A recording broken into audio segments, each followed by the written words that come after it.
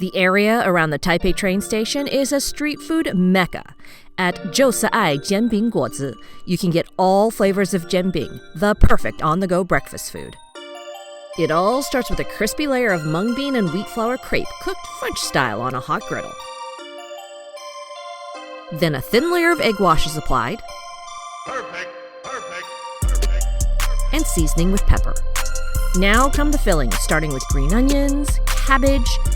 Loosen the edges, flip it, and apply tianmianjiang, a sweet savory bean paste. Add giant fried wontons called 脆饼, which gives it that extra crunch on crunch. Then the final fold, just like a burrito.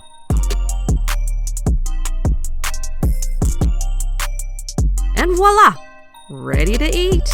Nestled in its paper wrapping, it looks and smells perfection. Hot off the griddle with crispy golden layers, tender cabbage, and pungent bits of bright green onion. I cannot wait to sink my teeth into that. This is a total carb bomb, but I love it. I love the chewiness of the crepe on the outside and the crispiness of those little tortilla pieces on the inside. And there's a little bit of veggies in it, but it's really just kind of a very surface condiment, so you can't really taste it at all.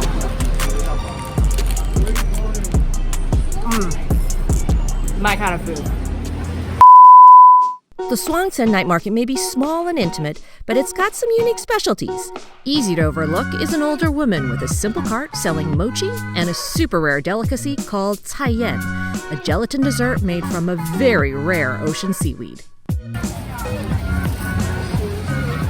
All right, so my cousin is introducing me to a new street food.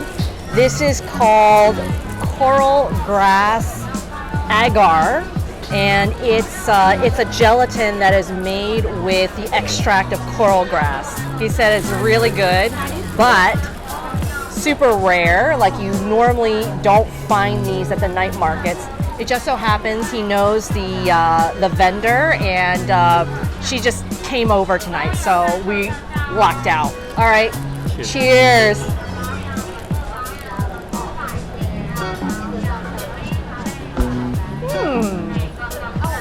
Very interesting. So this is kind of like in the same family as ayu, if you guys know what ayu is. Like, for those who are boba fans, they offer that as a boba topping. So it's kind of very similar. So this is chilled, it's slightly sweetened, and the texture is a little bit more solid than like a Jell-O gelatin. So when you bite it, it actually like comes apart very easily. So it's a little bit more delicate. 你想呢？很好吃啊。对啊。你喜欢吗？ Mhm. You like it? Yeah, I like it. But I'm an IU fan. I love IU. 在日本，它有另外一个名字叫寒天。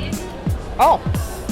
这是日本人会拿来减肥的东西。Oh. 像是这样。Oh, okay.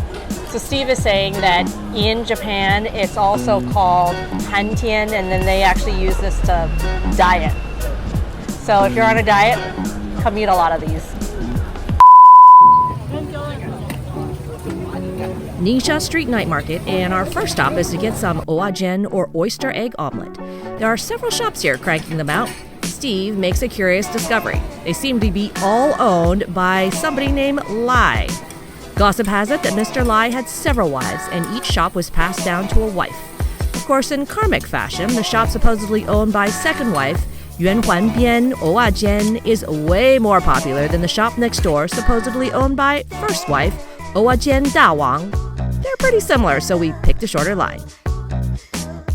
To go with our oajian, Steve also orders a simple soup broth with huge chunks of pork liver. Not to my taste, but practically every table's ordered a bowl, so must be good, right? Also at Ningxia is Chuyun Renbing, which sells renbing or soft spring rolls. She gets the bean sprouts boiling. Then on a cunbing crepe, she spreads a sweet chili sauce, radishes, fried tofu, bits of pork, cilantro, then the bean sprouts, and cabbage boiled in a mild curry. And finally, a generous scoop of peanut powder before being all rolled up.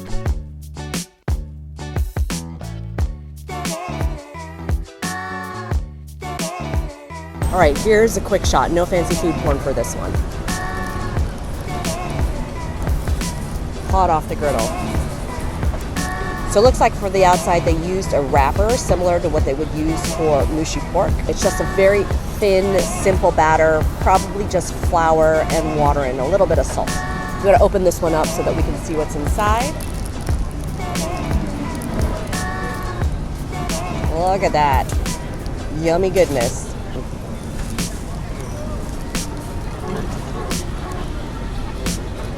Oh, wow. That's delicious. A lot of vegetables inside.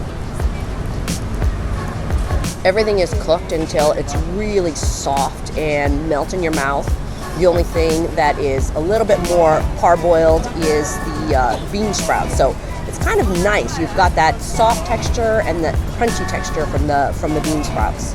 And because otherwise it'd be quite bland, there's a really nice peanut sauce in this, and that gives it some flavor.